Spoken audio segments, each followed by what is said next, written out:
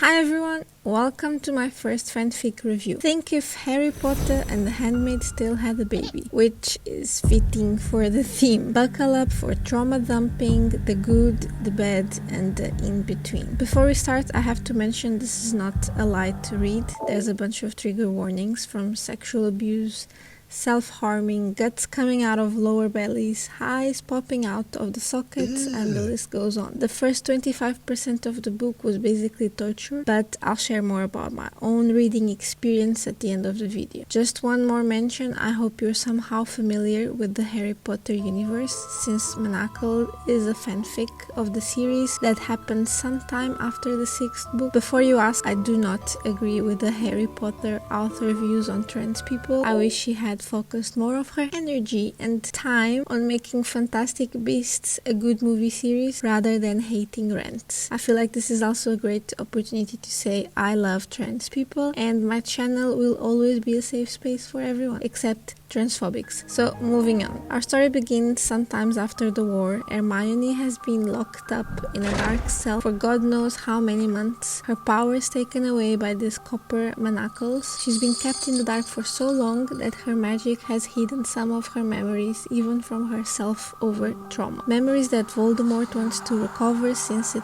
might be resistance related. Even though everyone from the Order seems to be dead. Like Harry is dead, all the Weasley, Lupin, Tonks, like tell me a name, probably dead. Just a few girls like Angelina or Hannah have made it out, without fingers or eyes. You know, stuff you don't necessarily need to produce a child, which is when we enter the Handmaid's Tale part of things. There are not enough magic babies, especially from pure blood families, so Voldemort is open to mix things up by forcing intercourse. You know, great stuff. Now, to whom is Hermione taken? To the right hand of Voldemort, the High Reeve, who is no other than Draco Malfoy, who abuses her multiple times. The fanfic is written very well, and that's the only reason that keeps me going at this point. By no means this bit is romanticized, it's a traumatic experience. I'm just so confused at this point on when and how can this disgusting relationship can turn romantic. Is this a new trope, abuse to lovers? No! God, please, no! No! Time goes on and Hermione is being interrogated by Voldemort and Malfoy. We slowly get bits and pieces of what was going on before she was caught. She was working as a healer during the war. She was not in the front lines like the rest of the Dumbledore army.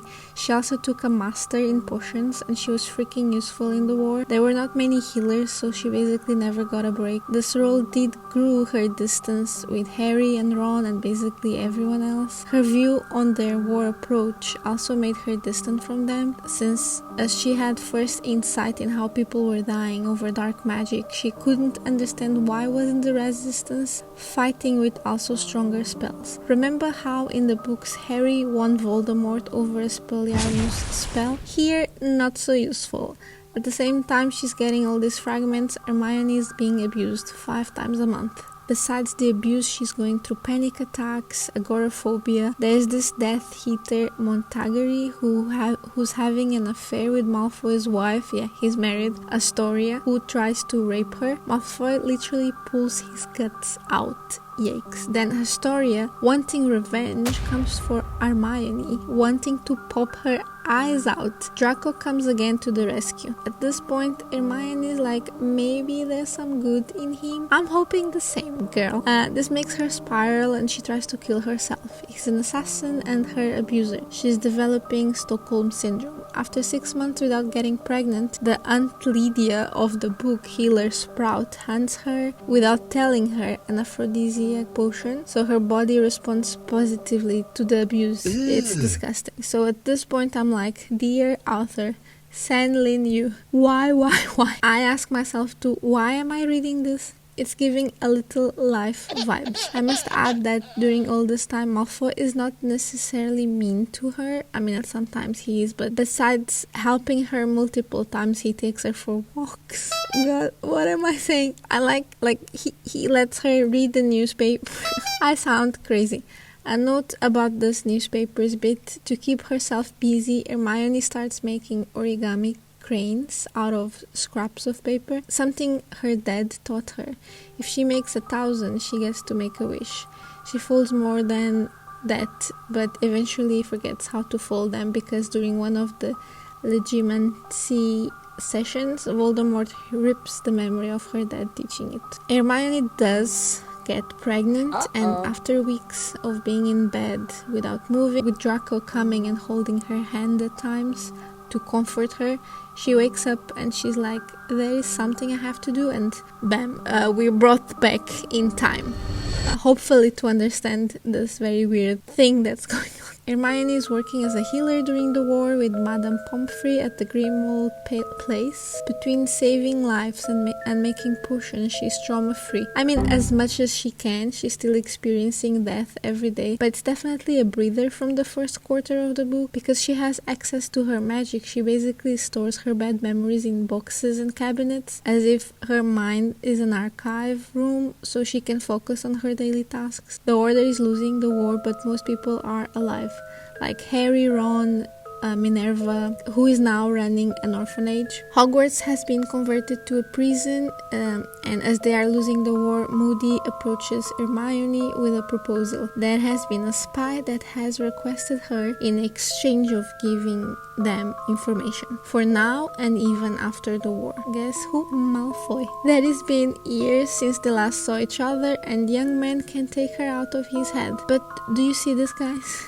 He's a spy. There is some good in him. Did he still abuse her though? Yeah, I'll go throw up 1 second. So Hermione agrees, sacrificial lamb style, all for her friends that don't even know she's doing it. The goal is to play him. The longer we have him, the more info we get from him. She goes to meet him at this empty shag, and at this point we know abuse is not his thing, so I'm not scared for Hermione. I'm not sure how I'm feeling. It's pretty fucked up though. He shares valuable information and they keep meeting. He's lonely. Hermione realizes his mom is dead, his dad insane. He starts teaching her how to hide memories when someone is reading her mind, also how to duel. She heals him at one point over a werewolf attack, and she notices he's kind of hot.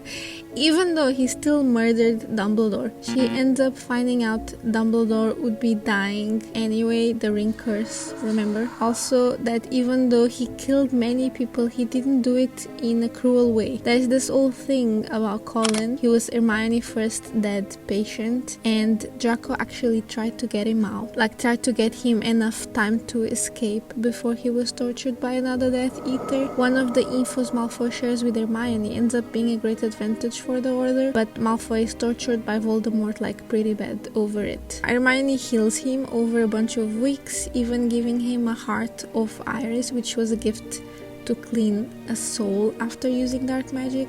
That's like a whole shebang in this book, and how the Order doesn't want to use dark magic because it corrupts your soul. Hermione doesn't see it like that. Whatever it takes, let's win the war. And she has multiple fights with Harry, who's an idealist, who's all about what's the point of winning if it will change us in the end. While Hermione is a realist. What's the point if we don't win? She has this talk with Angelina, and she's like, I'd rather die than live with a corrupted soul by using dark magic. And Hermione is like, do you think that's the worst thing that can happen to us? That girl. Foreshadowing on reverse. So back to healing bare-chested Draco every day. Even I'm falling for him now. What surgery has the author put on us? One specific night she's treating him and it's especially painful, so he's drinking and then she's lonely. Even if super loyal, she can't come to agree with their tactics. They basically snog.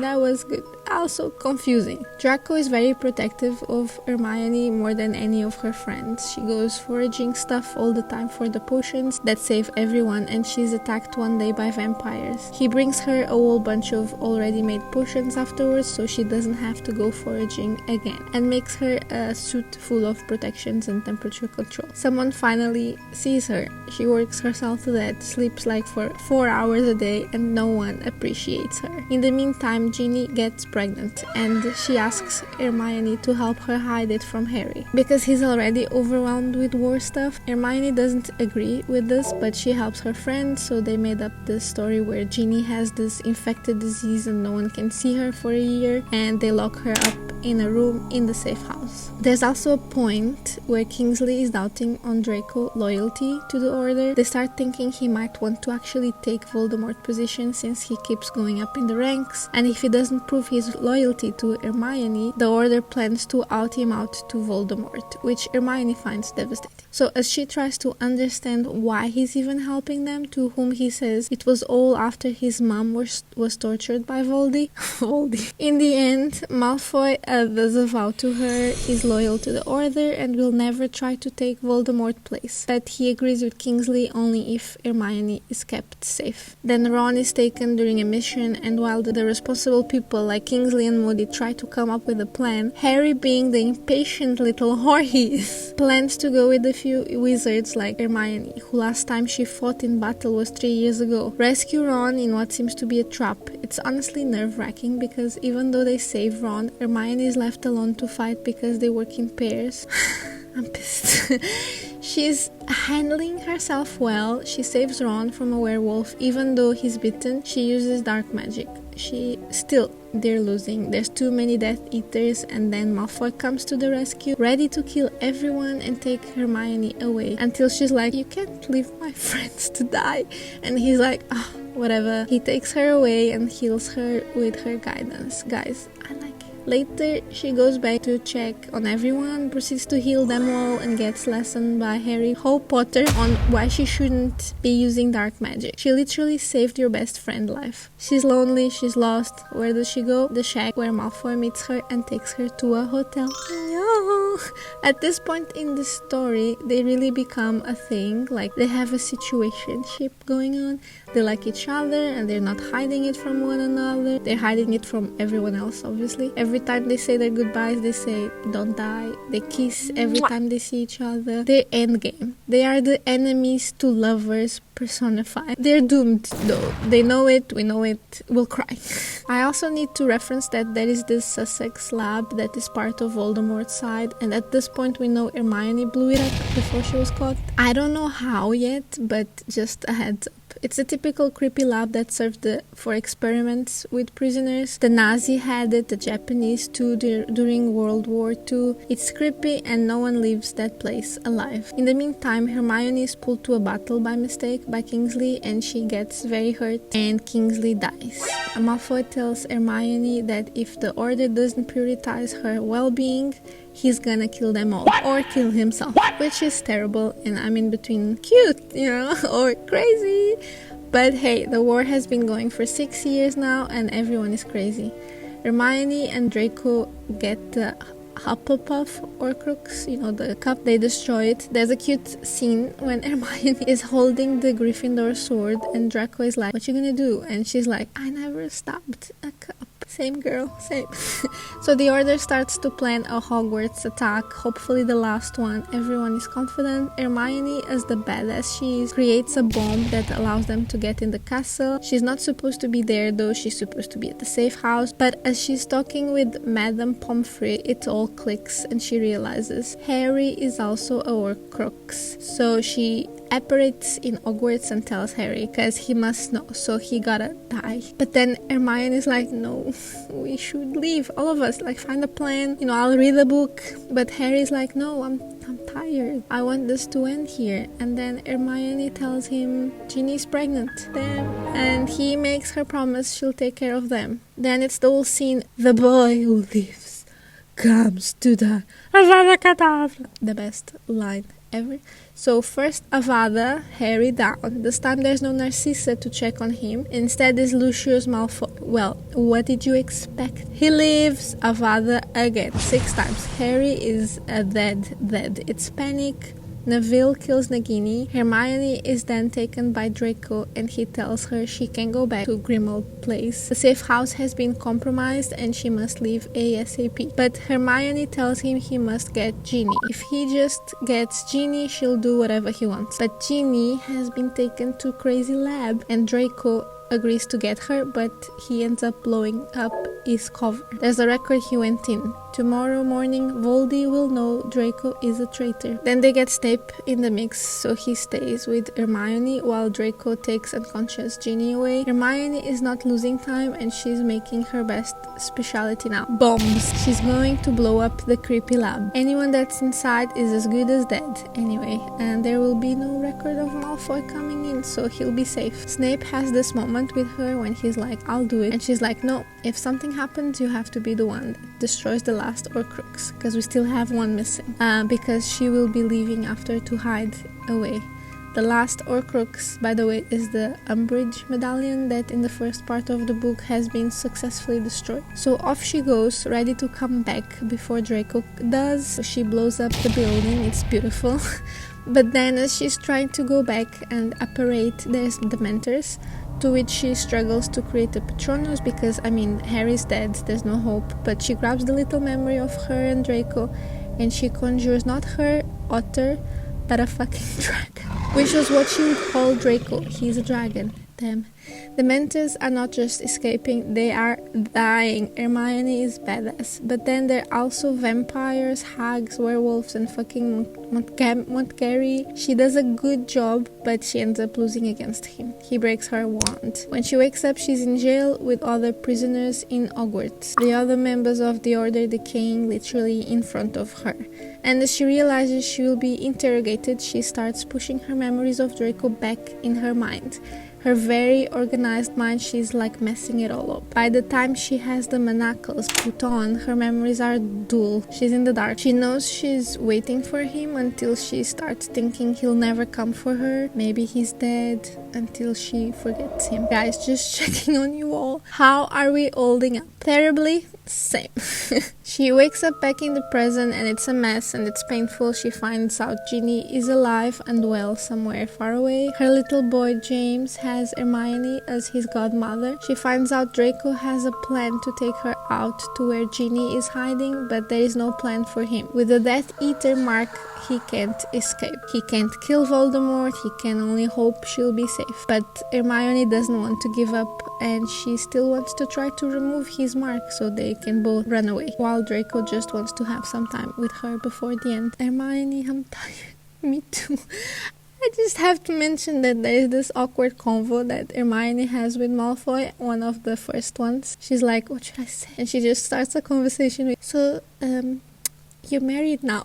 Hermione goes on with the plan to find a cure. Malfoy gives her access to his library, which she struggles to go to. Everything is a struggle for her. She has huge headaches and seizures. Her memories are all unorganized. We're back to trauma. All the times he was so mean to her was to protect her because he knew Voldemort would be reading her mind, so he couldn't tell her what they were. He had to abuse her to protect her. She ends up finding out a way to remove the mark, but the potion recipe involves phoenix tears, which is hard to find, so back to the books Hermione goes. She and Draco do get closer slowly. Eventually Malfoy brings the subject. If she wants, he can help her abort. But how could she? If anything, she wants to keep it as a memory of Malfoy if he dies. She has never told anyone about him. No one knows who he truly is. It's so sad. He argues he's a Death Eater, an assassin. The child life will be hard having him as a parent. Even how the baby was conceived. She disagrees. They end up finding out it's a girl and oh, what a shame, says Healer Sprout aka Aunt Lydia. We'll just have to use it for our psycho tests since it's not a boy. Crazy lady in your area. Draco also involves Hermione more in the plan for her of her escape. Basically, Snape will be taking her to where Ginny is hiding on these flying horses after they remove her manacles. Malfoy will stay behind and die. Tensions are rising in Europe, and he believes eventually other magic organizations will get involved to bring stability to Britain and remove Voldemort since he's quite weak. There are no other Horcruxes. Then Lucius Malfoy comes with the objective to find who destroyed the last Horcrux, and he's creepy.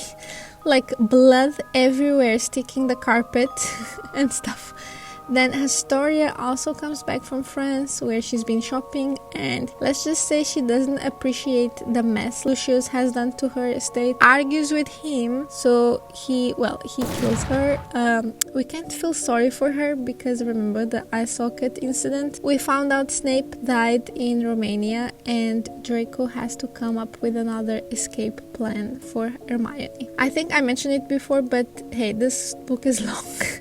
There's a lot of one time Draco is the one in need of help, next time is Hermione, and then they like to just swap who takes care of each other. So basically Lucius ends up taking Hermione hostage, and as he is in her mind, he finds out all the torture his last wife Narcissa went through at the hands of Voldemort. Things Draco and her decided to hide from Lucius because opposite to Draco, he can't hide his thoughts and intentions as well, and also he would never sit quiet serving Voldy. He would want revenge. As he's scattering around Hermione's memories, he finds the Phoenix Tears mansion, and that's what he ends up offering them. Guys, what is this feeling? Hope? So basically the whole potion is not removing Draco's mark, but instead is helping him not to die with the poison of the dark mark after Hermione cuts his arm off. Lovely. So they leave in the flying horse and Lucius blows up the stake with him inside, pretending they all died in the fire. In the end, he came true. Props to that. They fly to this little cabin, but there are still panic attacks. Also, Hermione doesn't really eat. She never eats. How is she standing? Her headaches might be also just because she hasn't eaten yet. Girl, eat something. They finally get to the safe house where Ginny is hiding, the house where Draco has been bringing books for Hermione to read since forever and built her lab and the farm. So she basically has hobbies after the war. They live in constant fear of being discovered, but little by little they start living. Hermione builds a prosthetic to Malfoy. Malfoy doesn't do much besides keeping wards around the island and looking at Hermione. He has no hobbies. He never thought of a life where he would actually get away. They finally get news from the wizarding world where they are deemed dead, and the rest of the book is just a restless experience. Every turn of the page, I'm waiting for one of them to die. 3 fucking epilogues. Hermione gives birth to Aurora, and if at first Draco was afraid to get close, that was soon gone. He ends up loving and protecting her. They live alongside Ginny and James, who's now 2, and even though Ginny and Draco don't really become close, they live in peace. James and Aurora are inseparable, and they even have a dog named Padfoot. It's lovely until the world magic institution whatever ends Voldemort control but doesn't kill him, and also doesn't recognize and punish its crimes properly. I'm talking the surrogate situation. Ginny decides to go back, kill Voldemort, and start rebuilding Hogwarts. Later comes back to take James with her. Aurora wants to go too, but how can Hermione ever go back? Relieve everything. Her seizures would kill her, not to speak of Draco, who'd never be forgiven. Aurora does go to wizarding school, but in New Zealand. The book ends with Aurora as an adult going to Britain and finding an old pic of Harry, Ron and Hermione in a book where the description reads how she was a no-active member of the order and didn't take part in the war. Oh boy. Honestly, I know everyone is saying this was the bit that made them cry the most. Guys, come on. I'm just happy they end up together. It's a happy ending. Fuck the truth. And that was Manacled. This book made me feel things, which I think is the best compliment I can give to any art form. I loved how the Harry Potter world was expanded and the author did such a good job making the characters so human. It was a great experience, except for the first quarter of the book. That was just horrible.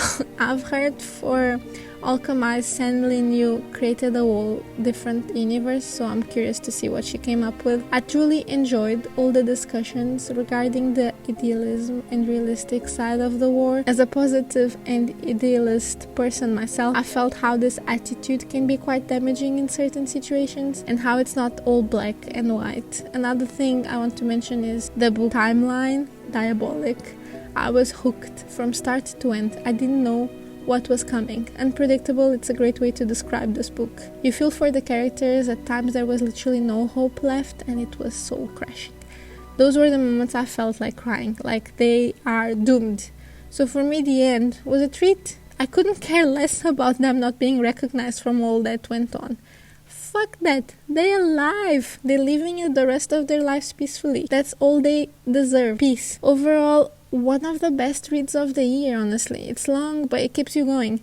I'm very much looking forward to read Alchemized. I usually review, let's say, lighter reads, and this was definitely a challenge to recap, but I like a good challenge. And my goal for the future is to keep dabbling in creating content from heavier reads in the best of my capabilities. A good balance between the light reads and the dark ones is the goal. I hope you enjoyed this video and my commentary. As always, leave your thoughts and sorrows in the comments, other book suggestions, or even tips to improve my content. Subscribe, like, and all that stuff. And I'll see you soon. Bye!